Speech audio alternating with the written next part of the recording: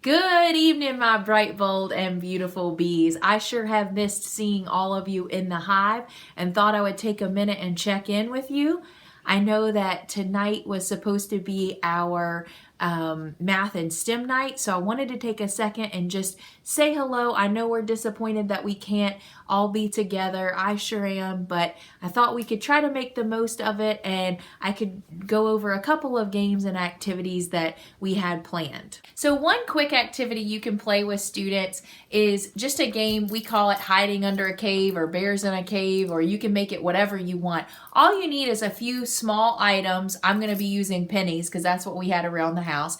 And you're going to start with a given amount. You could start with 3 if you have a younger student or a student who's really working on mastering those combinations to 3. You could go up to 5 or 6, 7, 8, 9, 10, all the way up to 10. We're working on combinations to a certain number. And I'm going to say, okay, Harper, there's 3 coins. Remember, you can use beans or anything that you have around the house. All right, cover your eyes so you're not watching. And I'm going to cover up some with my hand. Okay, open your eyes.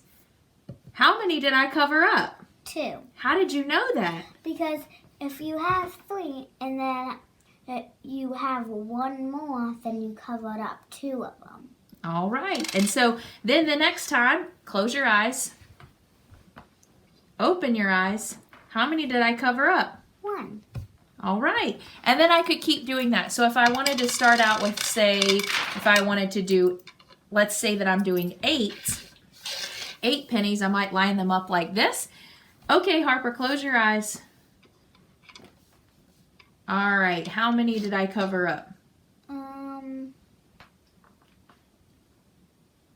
2.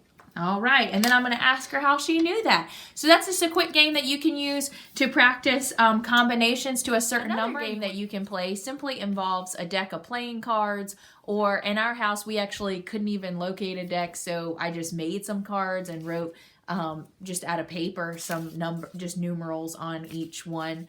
The game is just to work on math fluency and that fact practice so that students are automatic on that. And you can use this game with addition, multiplication, even subtraction.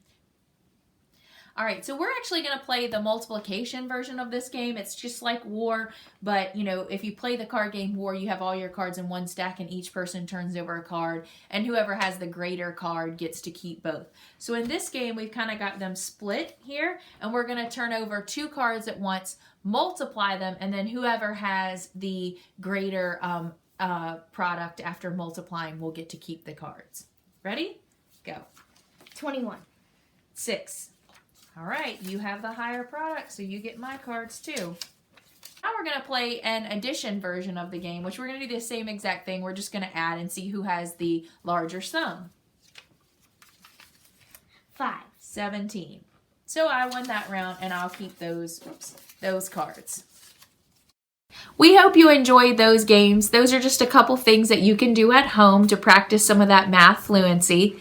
Tonight at our Math and STEM night, we were also going to highlight our Hot Read of the Month book, which is Finding Wild. It's all about being able to find elements of nature and the wild in your own backyard or in a city. And so we actually are going to go to Miss Giannetto and her family, who are going to share with us an activity that you might do to correspond with that book. Thank you, and I'll see you all soon.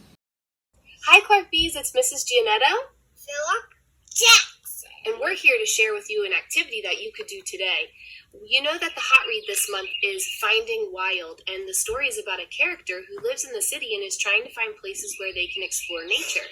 So we live very close to Clark Elementary School, and we don't have a very big backyard, do we? No, but like many of you, we still can get outside and we still can go and search on a scavenger hunt for things in nature. So the boys and I came outside today and we went on a scavenger hunt and found a few things. What did we find? We found some sticks. We found some sticks. What else, Jax? Feathers. We found some feathers. And a little blue flower. And a little blue flower. And so we're going to encourage you to get outside today with somebody who's taking care of you or an adult and go around and see what you can find in nature and see if you can find wild where you live. Have a great day.